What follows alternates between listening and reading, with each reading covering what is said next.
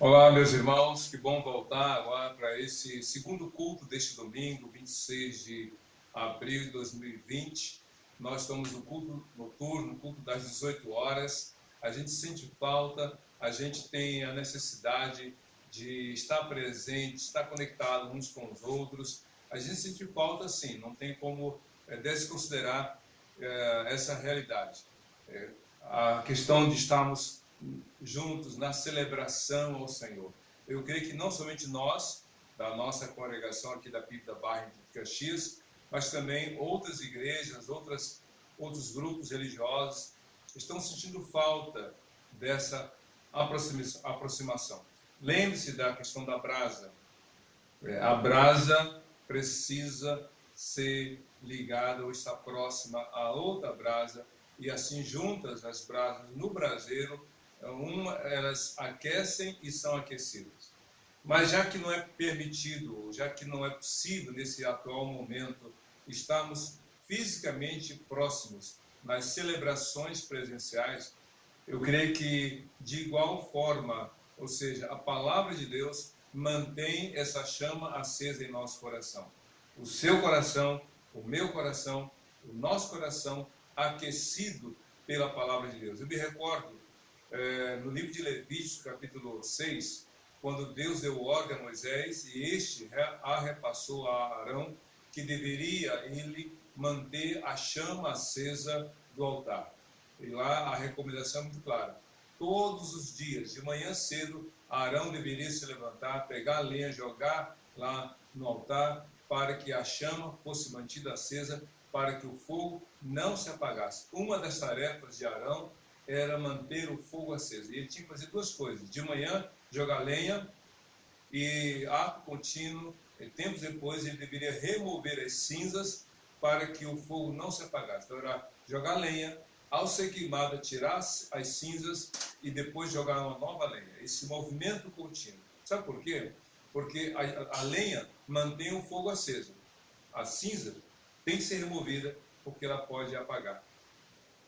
Quando você encontra um lugar que tenha cinzas, lembra do churrasco que você fazia em sua casa? Lembre-se, porque cinzas quer dizer aqui havia fogo, não há mais. Aqui queimado, não queima mais.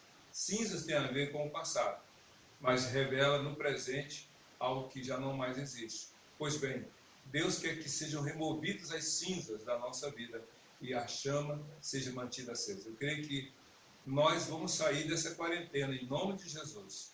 Nós vamos sair dessa quarentena não da mesma maneira como nós entramos nela. Com certeza. Não seremos mais os mesmos. Não iremos ter as mesmas atitudes. Não iremos ter a mesma visão das coisas.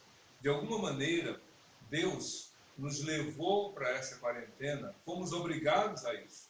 Diferentemente de Elias, que por opção foi para a caverna. Se isolou, se distanciou, ficou só.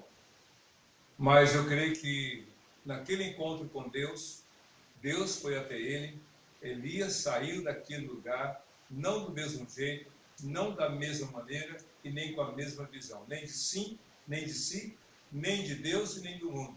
Ele saiu realmente mudado.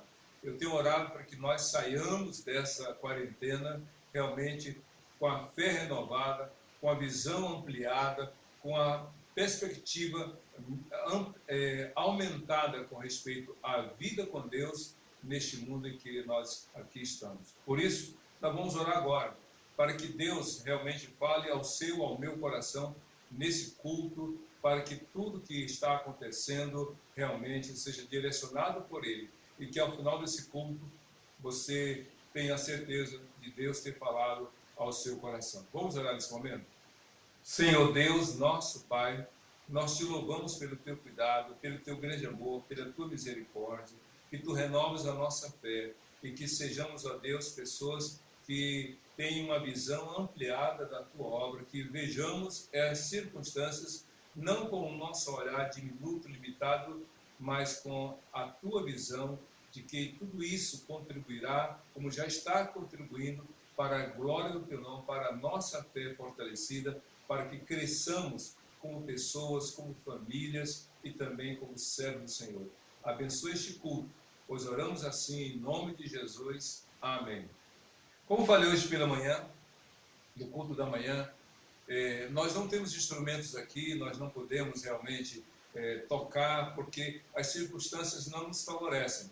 A gente vê, e eu fico muito feliz em ver, as outras lives, as outras publicações realmente feitas no templo, feitas com a equipe, mas isso não acontece com todos. Eu já vi pastores com mais uma pessoa tendo culto e às vezes sozinho, como eu aqui também. Não importa de que modo e nem com quem, o que importa é que a palavra seja pregada, porque é ela que permanece. Tudo mais, meu querido, minha querida, é meio. O lugar é importante, os instrumentos são importantes, são, mas o que fica é a palavra, porque essa é a palavra que muda, é essa palavra que nos confronta diante de Deus. Não é para afrontar. Essa palavra, a palavra de Deus, não nos foi dada para nos afrontar, nos ofender, nos atacar, nos ameaçar, nos amedrontar. A palavra de Deus foi nos dada para nos confrontar. Com o quê? Com a nossa visão, com os nossos erros, com os nossos pecados, nos confrontar com as nossas escolhas, nos admoestar, nos fazer ter consciência de que onde estamos, como vivemos, tudo isso precisa ser mudado pela palavra do Senhor. Então, se alguma coisa você ouvir que lhe ataque, que mexa, que o atinja, saiba que a intenção não é ofender. Às vezes, o remédio para curar uma enfermidade faz arder. Lembre-se do mertiolate, que ardia, hoje não arde mais. Por isso que alguns até riam. Não, mas antigamente doía. Às vezes o remédio é amargo, em vez de ser doce. Para a criança, de forma até mais suavizada, a medicação tem uma aparência agradável e um gosto agradável. Mas geralmente não é assim. Dói, né, machuca, uma cirurgia traz tensão.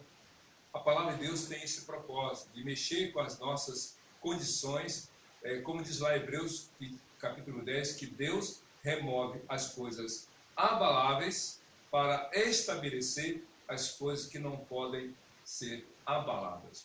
Eu creio que muitas pessoas estão abaladas. Estão abaladas porque perceberam que aquilo que lhes sustentava já não mais sustenta. Aquilo que lhes dava garantia já não dá mais. Aquilo que era a razão da sua atitude altiva, orgulhosa, vergonhosa, agora já não há mais certeza. Então Deus remove as coisas abaláveis para estabelecer as que não podem ser abaladas. As coisas deste mundo são abaláveis. Ele mesmo fala, vou abalar os céus e a terra. As coisas deste mundo são abaláveis, mas a palavra dele é inabalável. A palavra dele permanece. Desde o primeiro livro de Gênesis até o último livro, Apocalipse, e desse livro, a Bíblia, tudo que está escrito permanece inalterável. E é inalterável, imutável, porque Deus não muda. Amém? Mas eu quero aproveitar esse momento para nós intercedermos. Hoje, no culto da manhã, nós oramos por 2 grupos sociais que têm sido vitimados também pela Covid-19, pelo novo coronavírus.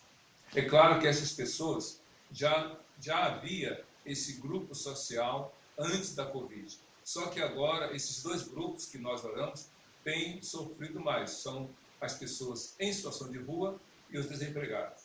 Mas eu quero orar, nesse momento, por outro grupo. Não é um grupo social, digamos assim, mas é a célula máter da família.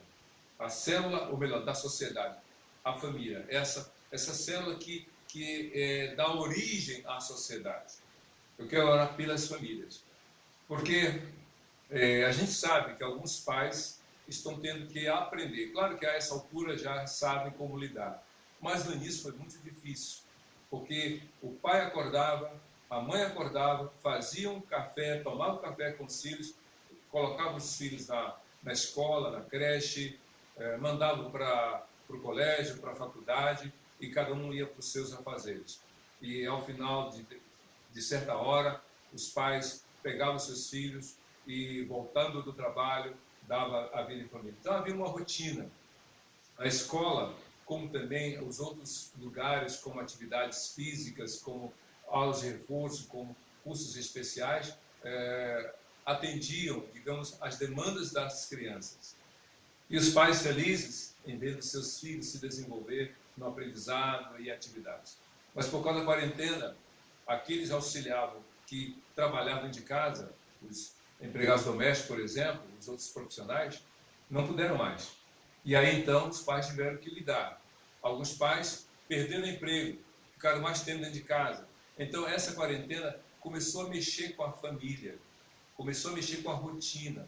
Os pais estão aprendendo ou reconhecendo, na verdade, o valor da educação escolar. Porque eles têm aulas online, os filhos têm aulas online, têm que cumprir as tarefas, e os pais têm que sentar ao lado. O que era antes algo corriqueiro, agora se tornou algo forçado. Os pais são obrigados, estão aprendendo a lidar, estão aprendendo a conviver mais tempo com a sua família. E isso não é muito fácil. Essa adaptação a essa rotina mais intensa não é fácil. Então vamos orar, porque alguns casais estão com desentendimentos, porque é uma tensão, não só as pressões internas, mas as pressões externas têm levado famílias a sofrerem mais. Então, vamos orar pelos casais, marido e mulher, vamos orar nessa relação pais e filhos, sejam crianças, adolescentes ou jovens, cada fase da vida tem as suas demandas. Vamos orar pelas famílias, para que todas as famílias saiam fortalecidas dessa quarentena, à medida em que cada uma delas realmente busca ao Senhor. Vamos orar? Vamos interceder. Vamos orar ao Senhor. A intercessão é pedir pelo outro, ainda que o outro esteja do seu lado, ainda que o outro esteja à sua frente, ainda que o outro seja aquele com quem você convive. Talvez mais ainda, pelo outro estar perto de você do que pelo outro que está longe. Porque o outro que está longe de você, você só ouve falar sobre. Mas é com aquela pessoa com quem você mora que você vê no dia a dia como as coisas estão. Vamos orar? Curva a sua cabeça, feche seus olhos, vamos orar ao Senhor. Senhor Deus, nosso Pai, nós oramos pelas famílias. Nós sabemos que há famílias de diferentes formação, há famílias com diferentes números de composição, mas são famílias que carecem do teu cuidado, que carecem da tua intervenção. Oramos em nome de Jesus, que tu estejas intervindo nesses lares, fazendo, ó Deus, com que cada coração se quebrante diante do Senhor, que cada um veja, ó Deus, a necessidade de mudar seu comportamento, de mudar sua atitude à luz da tua palavra. Oramos pelo marido e mulher, para que haja, ó Deus, entendimento e relação saudável na base do amor entre os dois. Oramos pelos pais e os filhos, que tu tenhas misericórdia, ó Deus, para que haja temperança, para que haja equilíbrio emocional, para que haja, ó Deus, entendimento, e que, ó Deus, saiamos dessa quarentena fortalecidos, animados, dando valor mais às vidas do que às coisas, porque as coisas passam, mas as vidas, ó Deus, permanecem na tua presença, porque tu nos deste vida para o louvor e glória do Senhor. Por isso que haja paz em cada lar, haja harmonia, haja entendimento, perdão, reconciliação e recomeço pela tua palavra. Que os filhos entendam os pais, que os pais entendam os filhos, e que a família, Deus, sendo assistida pelo Senhor através da tua palavra, realmente atravesse esse vale da Covid-19, dessa quarentena, sob os teus cuidados, e que ao final, depois dessa travessia, desse vale tão difícil, possam se alegrar, dizendo: até aqui nos ajudou o Senhor. É isso que nós pedimos e te agradecemos, em nome de Jesus. Amém. Amém. Eu quero convidar a abrir sua Bíblia nessa reflexão de hoje, nessa mensagem, com base no livro de Marcos, capítulo 10, verso 46 a 52. Eu, uma vez, nessas mensagens dos Salmos, eu gravei esses dias, de que há dois perigos, ou melhor, dois tipos de texto bíblico que para nós é muito difícil trabalhar neles. Quais são esses dois tipos de texto difíceis? Quais são? O primeiro texto difícil para nós trabalharmos, meditarmos, pregarmos e ouvirmos são os textos que são pouco conhecidos. Textos controversos no seu conteúdo, textos sobre os quais temos pouca pregação, ouvimos pouca pregação, ou poucas explicações. Por exemplo, Gênesis capítulo 6, de 1 a 5, que fala dos gigantes, é um texto controverso, um texto difícil, onde há várias interpretações. Outro texto difícil, 1 Samuel capítulo 28, com quem falou Saul quando foi consultar a feiticeira, a pitonisa de Endor.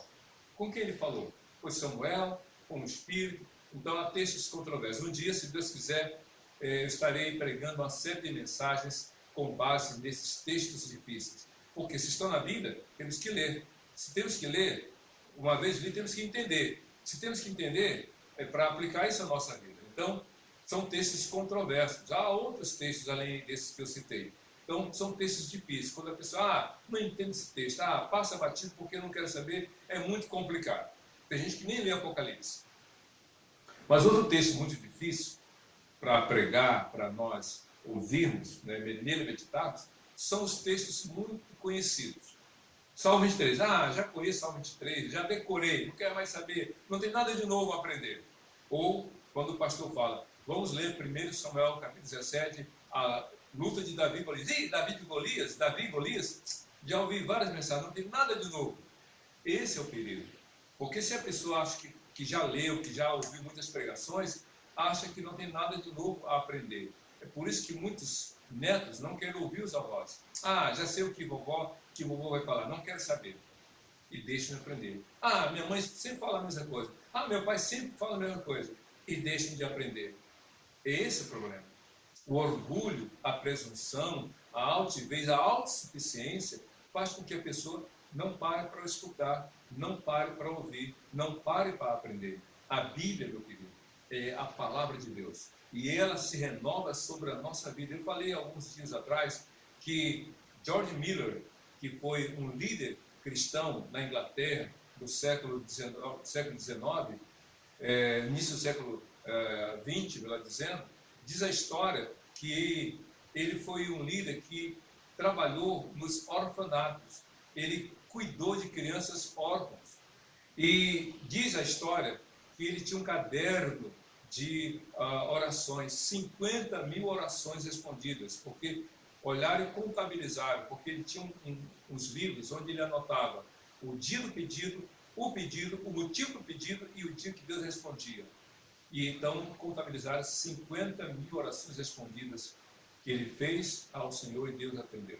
Uma outra peculiaridade de George Miller é que ele leu a Bíblia, essa Bíblia, de Gênesis e Apocalipse, não 5, nem 10, 200 vezes a Bíblia toda, e de joelhos. Cada vez que ele ia ler a Bíblia, ele então sentava, ficava de joelhos e lia a palavra de Deus. Então a Bíblia é a palavra de Deus nova.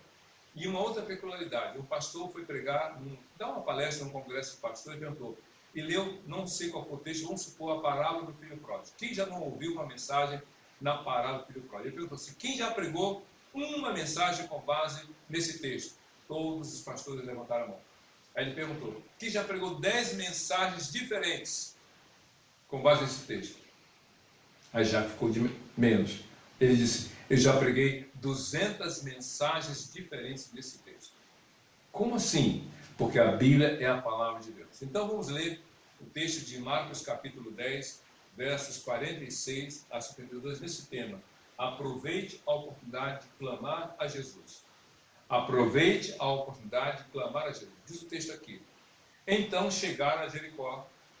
Quando Jesus e seus discípulos, juntamente com uma grande multidão, estavam saindo da cidade, o filho de Timeu, Bartimeu, que era cego, estava sentado à beira do caminho pedindo esmolas. Quando ouviu que era Jesus de Nazaré, começou a gritar, Jesus, filho de Davi, tem misericórdia de mim. Muitos repreendiam para que ficasse quieto, mas ele gritava ainda mais, filho de Davi, tem misericórdia de mim. Jesus parou e disse, chame-no. E chamaram o cego, ânimo, levante-se, ele o está chamando. Lançando sua capa para o lado, de um salto pôs-se em pé e dirigiu-se a Jesus. O que você quer que eu lhe faça? Respondeu-lhe Jesus, ou melhor, perguntou-lhe Jesus. O cego respondeu, mestre, que eu quero ver. Vá, disse Jesus, a sua fé o curou. Imediatamente ele recuperou a visão e seguiu Jesus pelo caminho. Que maravilha de texto! Aproveite a oportunidade para clamar a Jesus.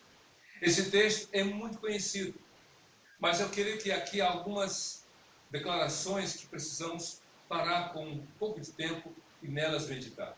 A primeira coisa diz respeito a esse resumo. O verso 46 sintetiza um tempo de Cristo na cidade de Jericó. Jericó é hoje, no século 21, reconhecida como a cidade mais antiga do mundo ainda existente. É claro que antes de Jericó outras cidades existiram, mas elas passaram. Jericó ainda permanece. Jericó foi a primeira cidade que foi enfrentada por Josué e os seus na entrada para a terra prometida. De Jericó saiu Raabe, aquela prostituta que foi salva porque ela e a sua família creram e obedeceram à ordem dada pelos dois espias. Todos os demais moradores de Jericó morreram, mas Raabe e a sua família, todos eles foram salvos. E segundo a história, Raabe se casou com Salmão, que era hebreu. Salmão com Raabe tiveram um filho chamado Boaz.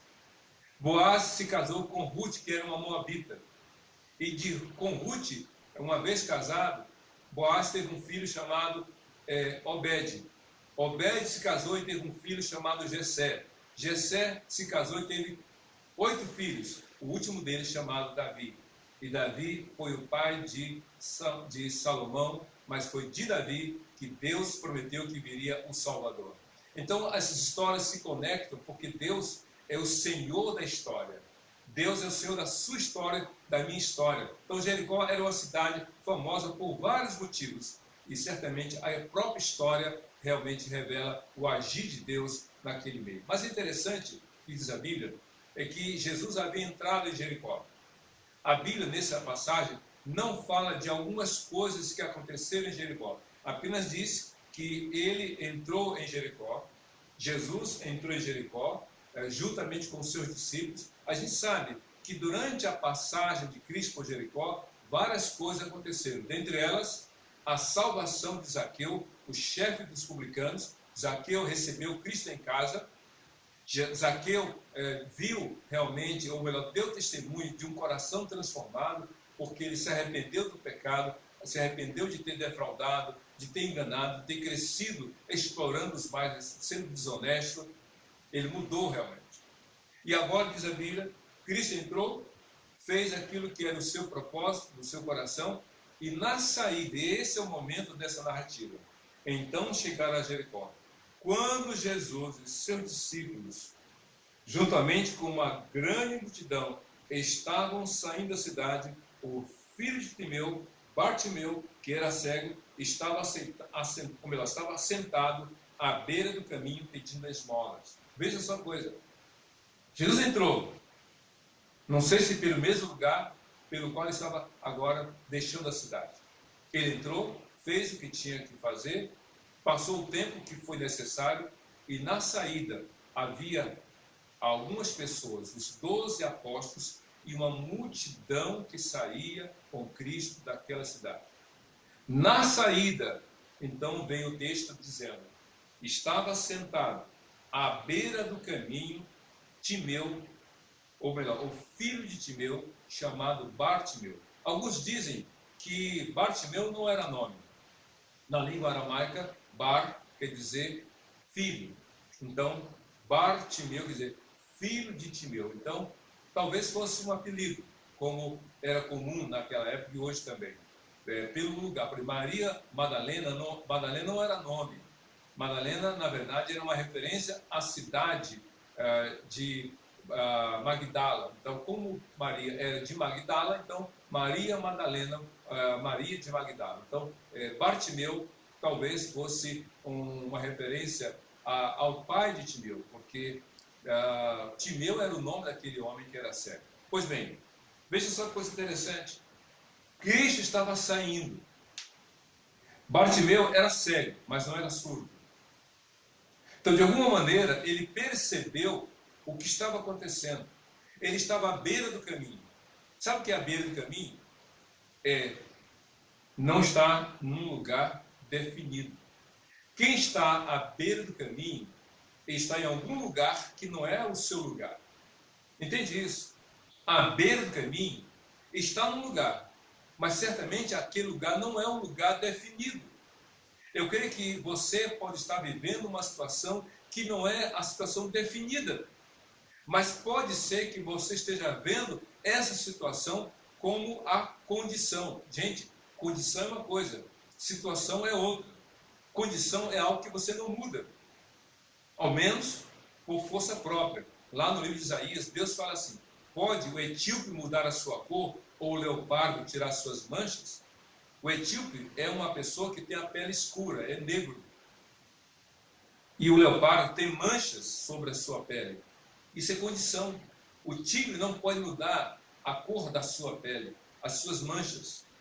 O negro não pode mudar a cor da sua pele, como o branco não pode mudar a cor da sua pele, ou a cor dos olhos, ou do cabelo, ao menos se não houver uma intervenção.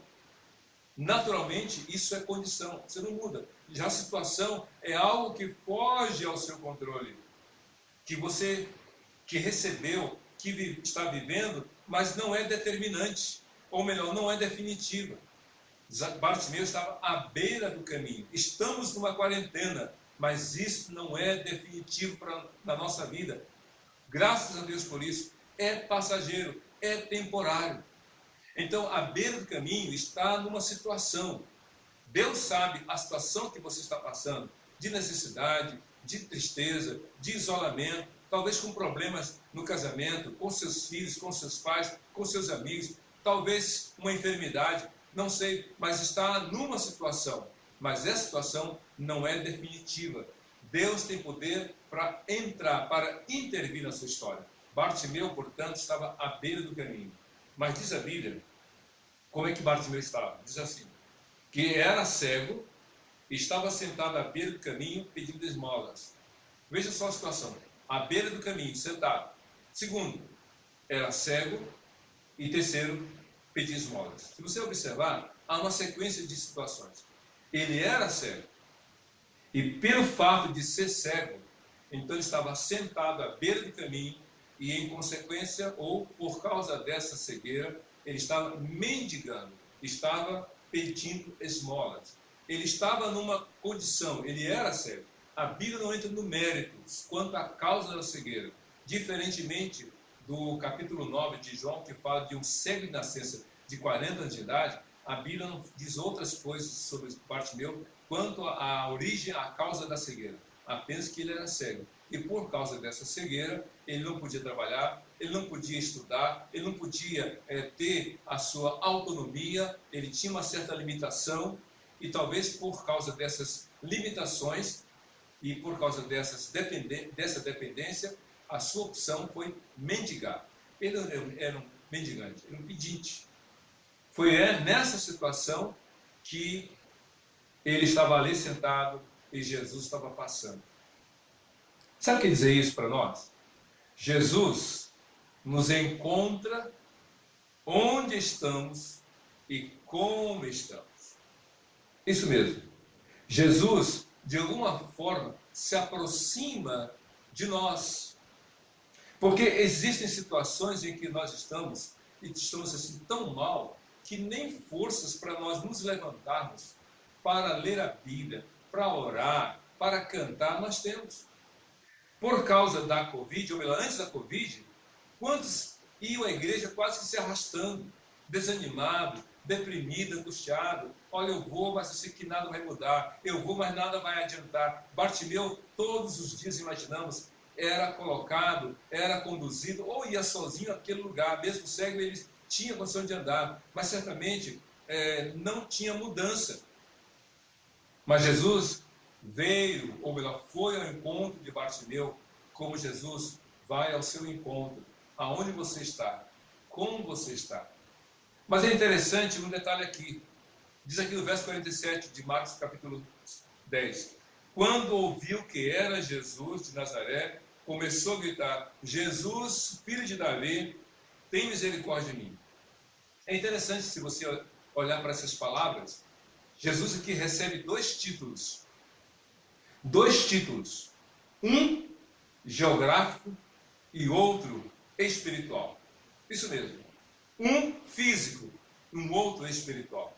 Jesus de Nazaré foi o título que Marcos, que escreveu este evangelho, deu a Jesus. Jesus de Nazaré. Por que de Nazaré? Ele nasceu em Belém. Você sabe disso. Lucas capítulo 2, Mateus capítulo 1, falam da origem, né, do lugar onde Cristo nasceu, em Belém, porque a promessa é que viria o Salvador de Belém. Pois bem, diz a Bíblia que Cristo foi, então ele esteve lá em Belém. Ele nasceu em Belém, mas foi levado para a parte norte do estado, do país, nasceu, foi criado em Nazaré, na parte da Galileia. Então diz a Bíblia que Jesus era chamado de Nazaré, pela sua origem de criação. Mas quando Zaqueu, ou melhor, Bartimeu ouviu, ele gritou: Jesus, filho de Davi. Lembra que eu falei a promessa de Deus para Davi: de ti virá um que será rei para todos sempre, o seu rei não terá fim. Então Jesus era o filho da promessa, o filho de Deus. E Bartimeu, de alguma forma, estava ciente e declarou que Jesus era realmente o filho de Deus. Mas interessante, meus queridos, é que foi a oportunidade. Jesus estava saindo da cidade. Bartimeu sabia que Cristo estava saindo daquela cidade. Qual era a outra chance que ele teria para clamar ao Senhor? Qual era a outra chance que ele teria para pedir ao Senhor, clamar a Jesus? Eu creio que muitas pessoas têm recebido de Deus muitas oportunidades para orar, para buscar a Jesus, para interceder, para clamar, mas elas deixam passar. Não, amanhã eu vou, amanhã eu busco, amanhã eu decido, amanhã, então vão adiando, meu querido. As oportunidades são únicas. Pode vir outra, mas não igual àquela, não a mesma, são únicas. Bartimeu sabia que aquela era a oportunidade e ele gritou por Jesus. Só que é interessante, quando ele gritou, alguns diz a Bíblia, aqui vieram no verso 46, muitos repreendiam, verso 48 de Marcos 10, muitos repreendiam para que ficasse quieto, mas ele gritava ainda mais: filho de Davi, tenha misericórdia de mim. Quantas vezes você já ouviu palavras de desestímulo? Para que orar? Tanta gente morrendo e você orando, tanta gente padecendo, você não larga a Bíblia, não para de cultuar. Que coisa é essa? Bartimeu ouviu essas vozes, mas não deu ouvidos a elas. Deu ouvidos à necessidade do seu coração e aproveitou a oportunidade de clamar a Jesus. Em vez de calar, diminuir, calar e fechar a boca, ele gritou cada vez mais alto: Jesus, filho de Davi, tenha misericórdia de mim. Sabe o que é misericórdia? Aqui não é pena, é ter compaixão. É como se ele dissesse: Senhor, veja a minha situação, se coloque no meu lugar, veja a minha dor, veja o meu sofrimento. Isso que é misericórdia, isso que é compaixão. A Bíblia diz que Deus é um Deus misericordioso. Jesus tem amor por cada um de nós. Zaqueu pediu: Deus, Senhor, tenha compaixão, tenha misericórdia de mim. Ele clamou ao Senhor.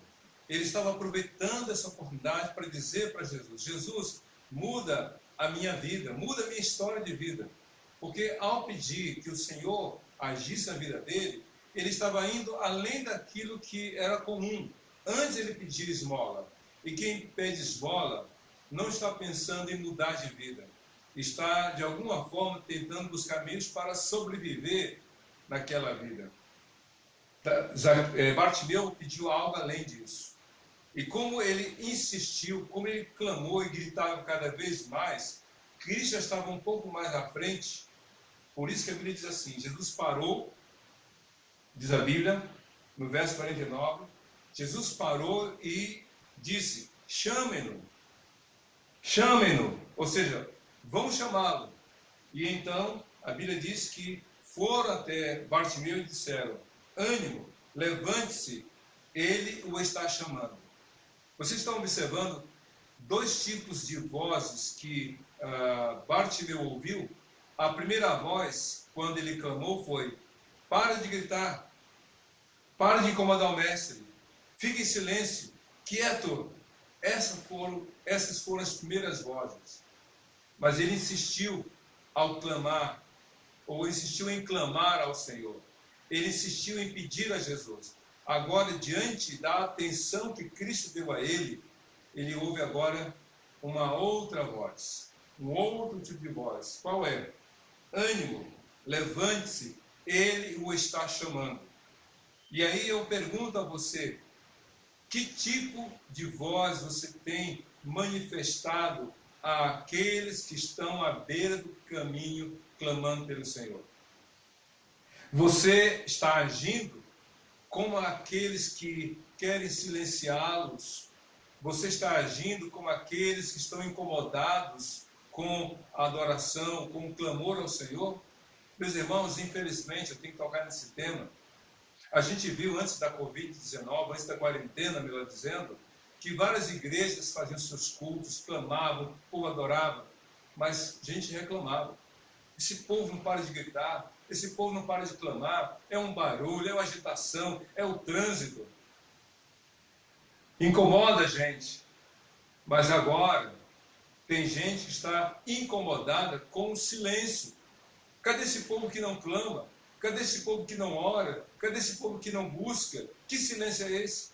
Mas aqui diz o texto que enquanto alguns repreendiam Bartimeu, diante da intervenção de Jesus, indireta, é claro, chame-no, alguns vão lá e dizem, olha, tenha ânimo, ou seja, coragem.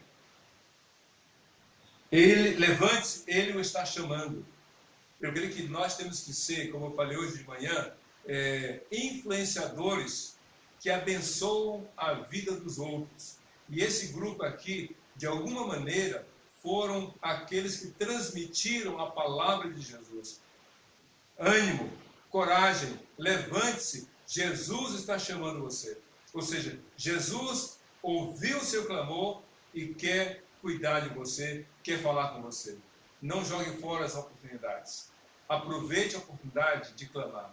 Você de quarentena está em casa. Muito tempo você tem.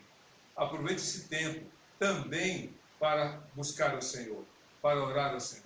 Diz a Bíblia aqui então, que no verso 50 de Marcos capítulo 10, que diante daquela fala, por causa da palavra de Jesus, Bartimeu diz aqui no verso 50, lançando sua capa para o lado, de um salto pôs-se em pé e dirigiu-se a Jesus.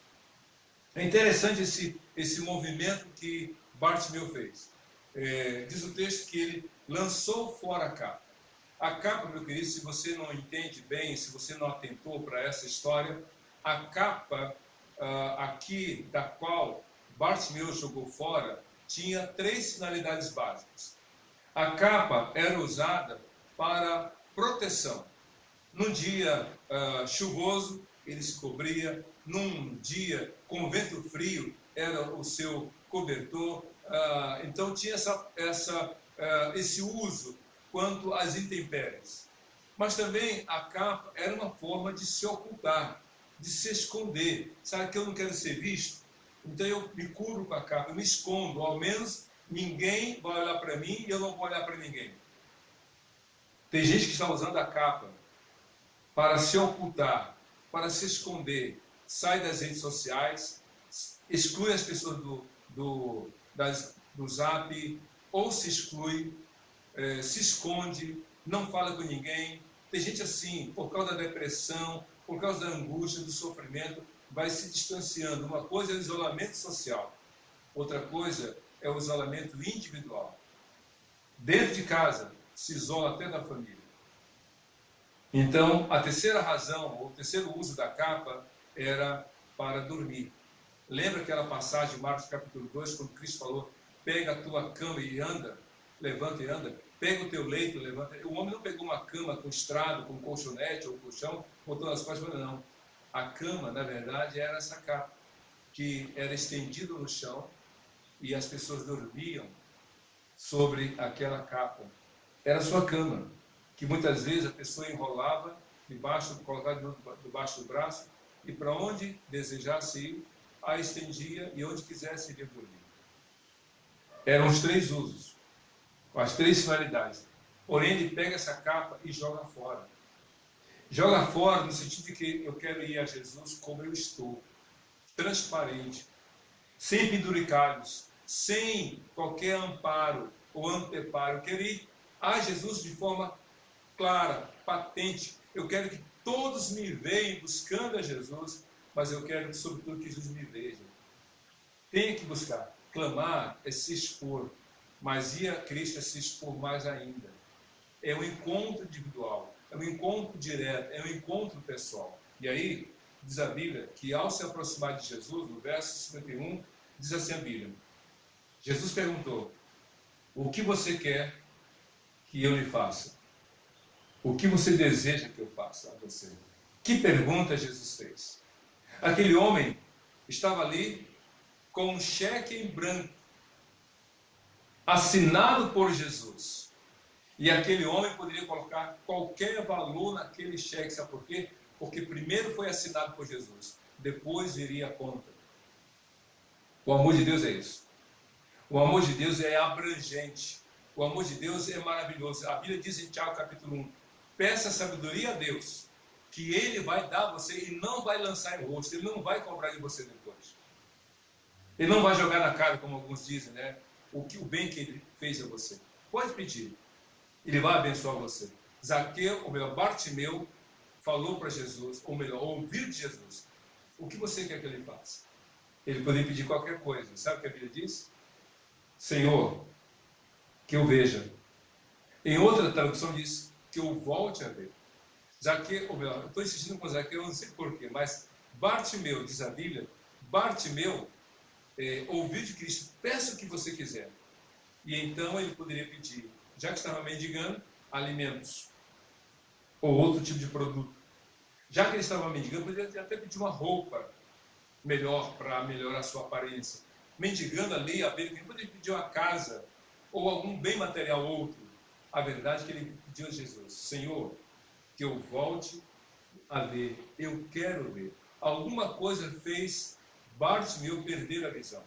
A Bíblia não diz que ele nascera cego, senão teria dado essa afirmação. Alguma coisa fez ele perder a visão. Por isso que em outros traduções diz que eu volte a ver. Eu não sei o que fez ele perder a visão. Se foi uma doença, se foi um acidente de trabalho, alguma coisa ou outra, eu não sei. Só sei que ele nascera com visão e perder a visão. A visão é uma das habilidades, é um dos sentidos importantes da vida. Ele havia perdido a visão. E quanta gente está perdendo a visão do reino de Deus, da família, da vida. Essa quarentena está dizendo para você e para mim que o carro não é mais importante, porque você está vivendo sem carro.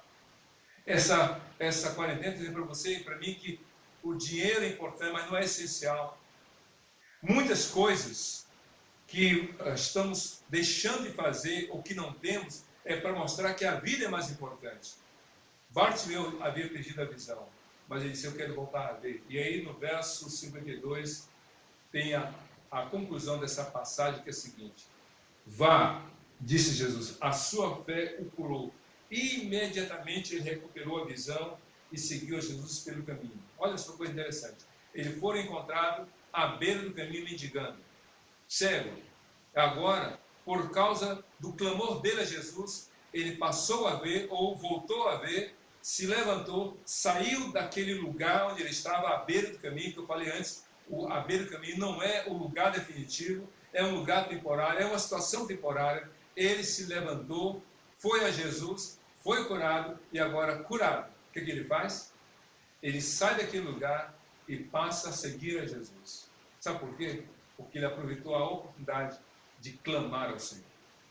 Quantas pessoas hoje se arrependem das oportunidades perdidas? Eu queria abraçar aquela pessoa que hoje não posso mais abraçar.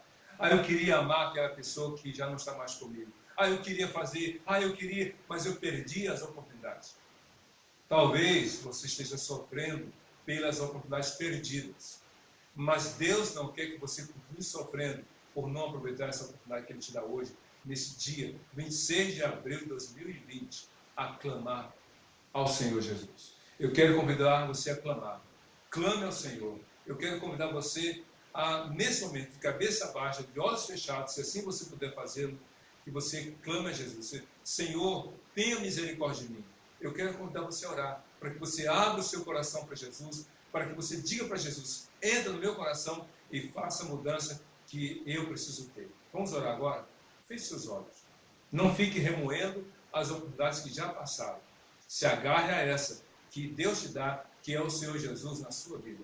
Ore comigo dizendo assim: Senhor Deus, eu te agradeço porque o Senhor Jesus me encontrou nesse lugar, nesse momento, nessa condição. Eu quero clamar por Jesus para que Ele tenha compaixão de mim, tenha misericórdia de mim e atenda meu clamor, mude a história da minha vida, perdoe os meus pecados e seja o meu Senhor, o meu Salvador, porque assim como aconteceu com Bartimeu, eu quero seguir com Jesus a partir de hoje na minha vida. Eu oro agora no nome de Jesus. Amém e amém.